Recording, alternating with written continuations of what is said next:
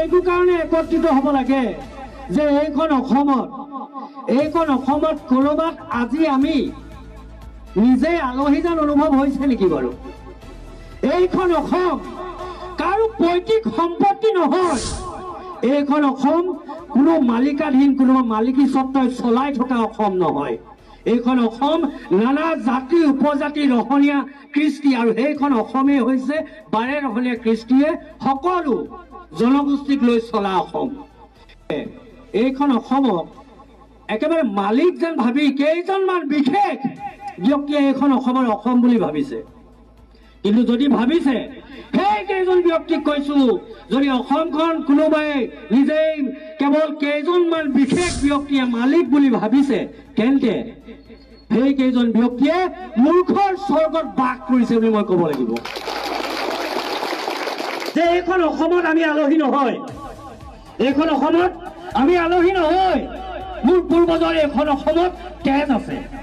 গতিকে কোনোবাই আমাক সন্দেহযুক্ত নাগৰিক বুলি ক'বলৈ 100 বাৰ চিন্তা কৰিব লাগিব।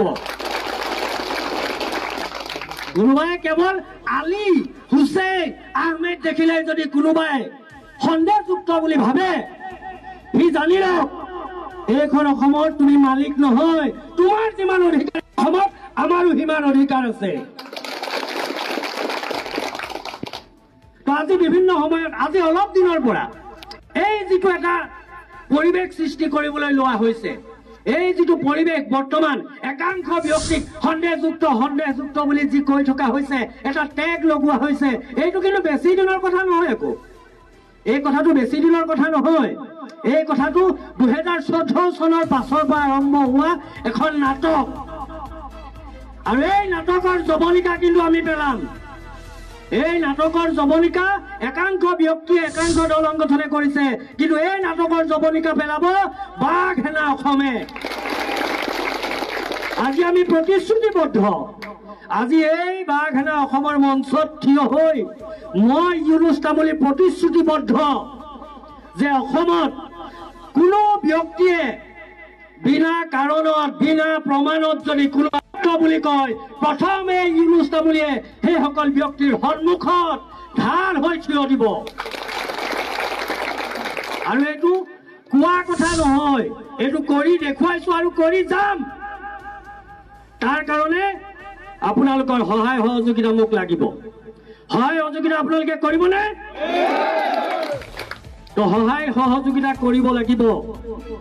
বৰ্তমান যিখন বুৰঞ্জী আমাক পঢ়াই থকা হৈছে, 2014 চনৰ পৰা যিখন বুৰঞ্জী আমাক পঢ়াই থকা হৈছে, যিখন বুৰঞ্জী আমাক শুনাই থকা হৈছে, সেইখন বুৰঞ্জী কিন্তু আমি মনা ভকত নহয়।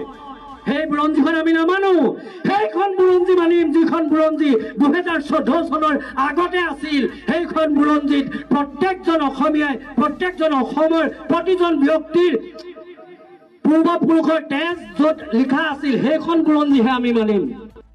গৰু গাখীৰ নাখায়, গৰুৰ মুঠ খোৱা মানুহে যি বুৰঞ্জী লিখিব, সেই বুৰঞ্জী বাঘ সেনাই নামানে। গম পাইছে? গতিকে সেইসকলক প্ৰতিহত কৰিবৰ কাৰণে আমি ওলাই আহিছো আৰু প্ৰতিশ্ৰুতিবদ্ধ। আমাক কোনে ৰাখিব? আমাক কোনো ৰাখিব নোৱাৰে। আমি একত্ৰিত হৈ যাম নিজৰ প্ৰাপ্যৰ কাৰণে, কোনো ৰাখিব নোৱাৰে। হিলদোল ভাঙি যেতিয়া ওলাই যাম, সন্মুখত যেনেকুৱা পাহাৰ হওক নেওচি ওলাই যাম। হোজাই মানুহ এজনে গোলাঘাটত বেপাৰ কৰিব নোৱাৰিব, হোজাই মানুহে শিৱসাগৰত বেপাৰ কৰিব নোৱাৰিব। কাৰোবাৰ বাপেকৰ শিৱসাগৰ নেকি? জয় হোম, জয় হোম। কাৰোবাৰ বাপেকৰ গোলাঘাট নেকি? এইখন অসম প্ৰত্যেকজন অসমীয়াৰ অসম হয়। যিবিলাক মানুহৰ ভৌগোলিক জ্ঞান নাই, ভৌগোলিক জ্ঞান শূন্য। কিছুমান মানুহে কেৱল নিজৰ জিলাখনকে অসম বুলি ভাবে, কাৰণ নাদৰ ভিতৰত থকা ভেকুলীটোৱে গোটেই নাদখনে গোটেই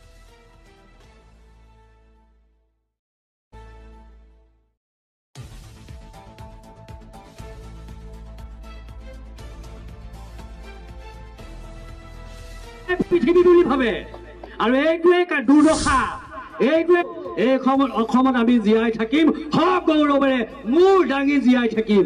আৰু তাৰ কাৰণেই এই বাঘ হাজৰিকা আজি এই সভাখনৰ পাছত অসমৰ যিকোনো প্ৰান্ততে বিনা কাৰণত বিনা প্ৰমাণত কোনোবাই যদি কাৰোবাক সন্দেহযুক্ত বুলি ক'বলৈ হয় তাৰ প্ৰতিবাদ এই বাঘ সেনাই কৰিব আৰু সন্মুখৰ পৰা কৰিব গতিকে এই গোটেই কামখিনি কৰিবৰ বাবে মোক অসমৰ অসমীয়া অসমৰ প্ৰত্যেকজন যিজন ব্যক্তিৰ অন্তৰত মানুহ আৰু মানুহ জীয়াই থাকে কেৱল অন্তৰত এটা যদি ধৰ্ম জীয়াই থাকে তেনেকুৱা মানুহৰ এইখন অসমত কাম নাই কেৱল এটা ধৰ্মক লৈ যদি এইখন অসমত কোনোবাই জীয়াই আছে তেন্তে কাম নাই প্ৰত্যেকজন ব্যক্তিক প্ৰত্যেকটো ধৰ্মক প্ৰত্যেকটো ভাষাক প্ৰত্যেকটো জনগোষ্ঠীক আকোৱালি লৈ যোনে আগবাঢ়ি যাব সিহে প্ৰকৃত মানুহ আৰু তেনেকুৱা মানুহ লৈ সি লাগিলে হিন্দুৱে হওক সি লাগিলে মুছলমানেই হওক সি লাগিলে শিখেই হওক যি ধৰ্মৰে নহওক সেইসকল ব্যক্তিক লৈ এই বাঘ সেনাক লৈ আমি আগুৱাই গৈ সেইসকল ব্যক্তিক প্ৰতিহত কৰাৰ প্ৰতিশ্ৰুতিৰে এই বাঘ সেনা আমি গঠন কৰিবলৈ গৈ আছো গতিকে আপোনালোকে আমাক সহায় সহযোগিতা আগবঢ়াওক আৰু এই যোগীজান আঞ্চলিকখন এই যোগীজান আঞ্চলিকখন অসমৰ যিখন ইতিহাস থাকিব সেই ইতিহাসখনত সোণালী আখৰেৰে লিখা থাকিব এইসকল ব্যক্তিৰ সোণালী আখৰেৰে এইসকল প্ৰত্যেকজন ব্যক্তিৰ নাম লিখা থাকিব কিয়নো বাঘ সেনা অসমৰ প্ৰথমখন আঞ্চলিক ক'ত হৈছিল যোগীজান বাঘ সেনা অসমৰ ইতিহাসত এই যোগীজানৰ প্ৰত্যেকজন যুৱকৰ প্ৰত্যেকজন বয়োজ্যেষ্ঠ ব্যক্তি প্ৰত্যেকজন আলিমুল আমাৰ প্ৰত্যেকজন ব্যৱসায়ীৰ নাম সোণালী আখৰেৰে লিখা থাকিব আপোনালোকে সগৌৰৱে ক'ব পাৰিব যে বাঘ সেনা অসমৰ প্ৰথমখন আঞ্চলিক যোগীজানত হৈছিল আৰু সেই যোগীজানৰ যিখন আঞ্চলিক হ'ব সেইখন আঞ্চলিকে সমগ্ৰ অসমক নেতৃত্ব দিব লাগিব পাৰিবনে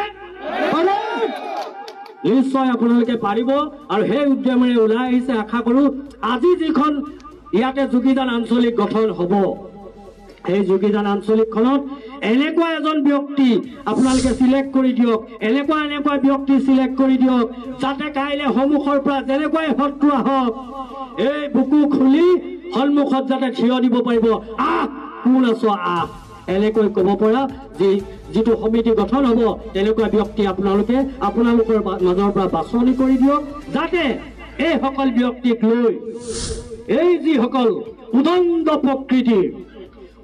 প্ৰকৃতিৰ গুৰু গোসাঁই নমনা আইন নমনা সংবিধান নমনা সেইসকল ব্যক্তিক যাতে এখিকণি শুনি লওক যাতে যিসকল ব্যক্তিয়ে সংবিধান নামানে যিসকল ব্যক্তিয়ে আইন নামানে যিসকল ব্যক্তিয়ে সমাজ নামানে তেনেকুৱা ব্যক্তিক এখিকণি দিয়াই বাঘ সেনাৰ মূল উদ্দেশ্য